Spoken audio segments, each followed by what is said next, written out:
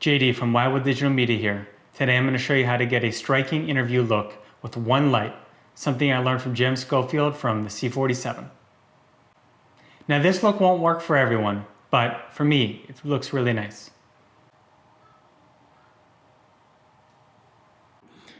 So when I say make it work anywhere, this is what I mean. This is where that interview look was just shot.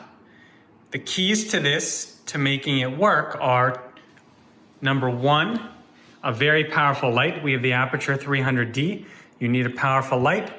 In this case, we have a small softbox. This is we have a 24-inch by Westcott. It's the RapidBox. Second thing that's key to making this happen is an ND filter to cut out the background lighting. We're gonna turn off the lighting to make the interview look, but it's actually not gonna make a big difference because that light's not very powerful.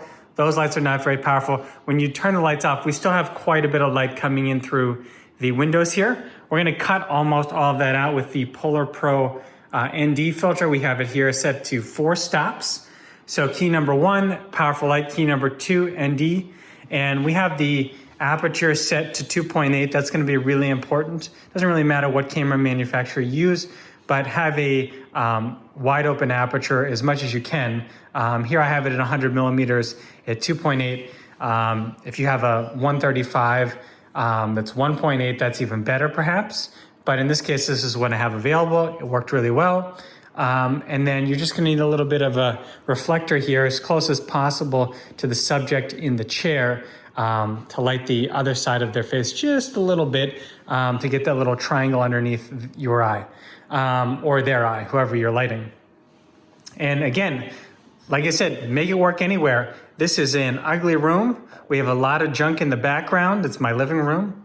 And we made it work because of the ND, the powerful light, a little bit of a reflector, and that's it.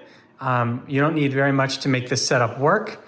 And I learned this from Jim Schofield at the C47. I took his lighting class. He covers a bunch of other topics as well in his class, but you know, you can make this work anywhere. We made it work in a studio, but you know, once I saw him do it, I figured we could pull this off if we just have a long enough background, some things that the light is not gonna hit, because if there's items right behind your chair, you will need to watch out that you will accidentally illuminate them with your key light, which will require a flag or something else to prevent that spill off. But in this case, you know, I only have maybe 8 feet before I get to the table, but it all works because we're really stacking the space with the longer lens that's set to 100. So there you go. Hopefully this will help you in your productions.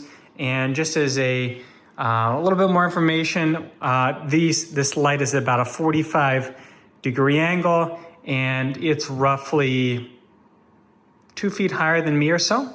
It's on a C-stand, and I probably could have made the light on my opposite side of my face even better if I had a C-stand to hold this reflector, but my reflector doesn't have handles. So try and get yourself a reflector with handles. Another thing that Jim mentions in his classes is get reflectors, get additional lighting modifiers where you can mount them.